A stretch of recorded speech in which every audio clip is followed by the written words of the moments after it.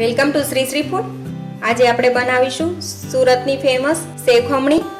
આ ખમણી આપણે સવારમાં બ્રેકફાસ્ટમાં ખાઈ શકાય છે। તો ચાલો બનાવવાની શરૂઆત કરીએ। તો તેના માટે અહીંયા મેં 1 કપ ચણાની દાળ લીધેલી છે, તેને આપણે એક બાઉલમાં લઈશું। આ ચણાની દાળને આપણે 3 થી 4 પાણીએ ધોઈ અને તેમાં 2 કપ પાણી નાખી અને 4 થી 5 કલાક માટે પલાળવા માટે મૂકી દઈશું। તો આપણે દાળને પહેલા ધોઈ અને 4 થી 5 કલાક માટે રહેવા દઈએ। આ દાળ આપણે પલાળતી વખતે ઉપર પાણી રહે એ રીતે નાખવાનું, એટલે દાળ બરાબર પલ્લીને તૈયાર થાય। હવે આપણી દાળ 5 કલાક બાદ એકદમ સરસ રીતે પલ્લીને તૈયાર થઈ ગઈ છે। આ રીતે આપણે દાળ પલાળીને તૈયાર કરીશું।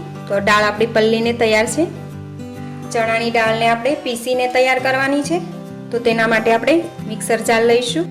હવે આપણે જારમાં દાળ નાખીશું। ચણાની દાળ પલાળેલી હોય તો તે 20 મિનિટમાં આપણે ખમણી બનાવીને તૈયાર કરી શકાય છે। આ ચણાની દાળને આપણે પાણી વગર જ પીસીને તૈયાર કરવાની છે। તો દાળ આપણે બધી જ પીસીને તૈયાર કરી લઈએ। આ દાળને આપણે દરદરી પીસીને તૈયાર કરીશું। હવે આપણી આ દાળ એકદમ સરસ રીતે દરદરી પીસાઈને તૈયાર છે। આ દાળને આપણે મિક્સર ચાલુ બંધ કરીને એ રીતે ક્રશ કરેલી છે, એ રીતે જ કરવી, એટલે આ રીતે એકદમ દરદરી પીસાઈને તૈયાર થઈ જશે। હવે તેને એક બાઉલમાં લઈ લઈએ। ખમણી તમે 2 રીતે બનાવી શકો।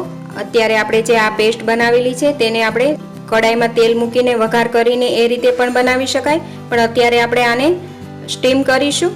સ્ટીમ કરવાથી ચણાની દાળ હોય તે કૂક થઈ જશે, એટલે ખમણી એકદમ સરસ રીતે બનીને તૈયાર થાય છે। તો આપણે તેને પહેલાં સ્ટીમ કરીશું।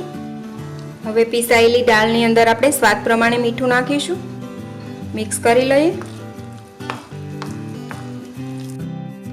થોડું લસણ પણ નાખીશું। થોડું લસણ આપણે વઘાર માટે પણ રાખીશું, પણ આદુ મરચાંની પેસ્ટ પણ નાખીશું। જે પ્રમાણે સ્પાઇસી જોઈએ એ રીતે તમે નાખી શકો। બધું બરાબર મિક્સ કરી લઈએ। આપણે સ્ટીમરમાં પાણી ગરમ થવા માટે પણ મૂકી દીધેલું છે। આની અંદર તમારે સોડા નાખવા હોય તો ચપટી સોડા પણ નાખી શકાય છે।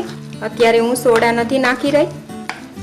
આપણે ઢોકળાને સ્ટીમ કરવા છે તો 1 ટેબલસ્પૂન પાણી નાખીશું, અને તમે સ્ટીમ કર્યા વગર જ વઘાર કરો તો પાણી ન નાખવું। હવે આપણું આ બેટર ઢોકળા માટે તૈયાર છે। હવે આપણે ઢોકળા સ્ટીમ કરવા માટે પ્લેટ લીધેલી છે, તેને તેલથી ગ્રીસ કરી લીધેલી છે। હવે તેમાં ખીરું નાખીશું।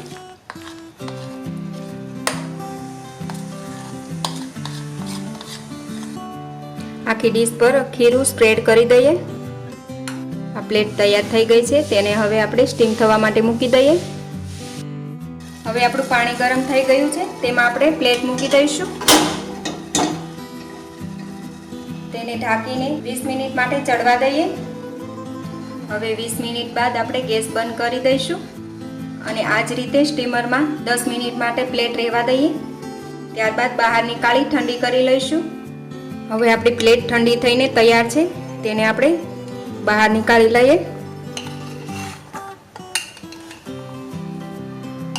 આ રીતે અલગ કરી અને તેને આપણે હાથથી ભૂકો કરી શકીએ, અથવા તો તમે આ રીતે ખમણીથી ખમણીને પણ તૈયાર કરી શકો છો। તો અત્યારે આપણે ખમણીને તૈયાર કરી લઈશું।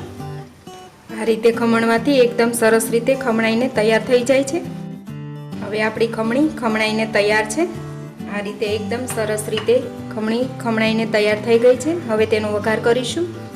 તો તેના માટે અહીંયા અમે 4 ટેબલસ્પૂન ખાંડ લીધેલી છે, આદુ મરચાંની પેસ્ટ 1 ચમચી, 1 મરચાંના ટુકડા, 7 થી 8 લીમડાના પાન, જરૂર પ્રમાણે લીંબુનો રસ, અડધી ચમચી લસણની પેસ્ટ, ચપટી હળદર, 1 નાની ચમચી હિંગ, 1 ચમચી રાઈ, જરૂર પ્રમાણે દાડમના દાણા, જરૂર પ્રમાણે સેવ અને જરૂર પ્રમાણે કોથમીર લઈશું, અને વઘાર માટે તેલ લઈશું।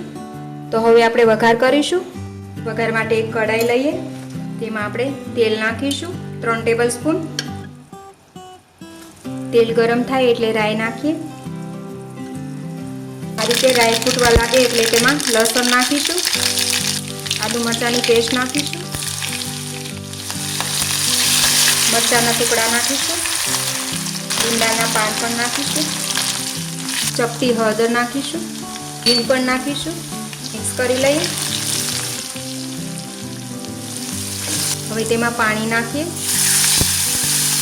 ખાંડ પણ નાખીશું. ખાંડ તમે તમારા ટેસ્ટ પ્રમાણે નાખી શકો છો. મિક્સ કરી લઈએ. હવે આ રીતે ખાંડને બરાબર ઓગળવા દઈશું. ખાંડ બરાબર ઓગળી જાય ત્યારબાદ તેમાં આપણે ખમણીનો ચૂરો કરેલો હતો તે નાખીશું. હવે તેની અંદર નાખી દઈએ. મિક્સ કરી લઈએ. એ પહેલાં જો તમે હજી સુધી અમારી ચેનલ સબસ્ક્રાઈબ નથી કરી તો પ્લીઝ અહીંયા ક્લિક કરો એટલે સબસ્ક્રાઈબ થઈ જશે અને બેલ આઇકન પર ક્લિક કરશો એટલે તમને અમારા નવા વિડીયો મળતા રહે. અને વિડીયો પસંદ આવે તો પ્લીઝ લાઈક પણ કરો અને તમારા ગ્રુપમાં શેર પણ કરવાનું ભૂલતા નહીં. કોથમીર નાખીશું. હવે આપણે બધું બરાબર મિક્સ કરી લઈશું. ત્યારબાદ તેમાં લીંબુનો રસ નાખીશું. બધું બરાબર મિક્સ થઈ ગયું છે. ગેસ બંધ કરી દઈએ. ત્યારબાદ તેમાં આપણે લીંબુનો રસ નાખીશું.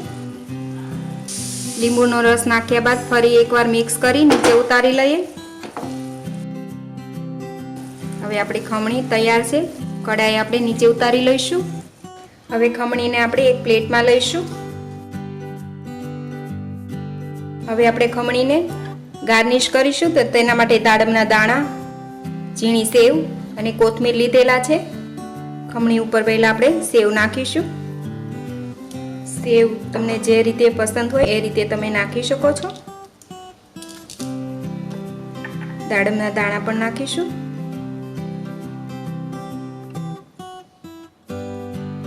કોથમીર નાખીશું. આપણી સેવ ખમણી તૈયાર છે. આ સેવ ખમણીને પહેલા જ બનાવીને રાખી હોય તો તેને સર્વ કરતી વખતે સેવ અને દાડમના દાણા નાખીને સર્વ કરવું, જેથી સેવ સોફ્ટ ના થાય.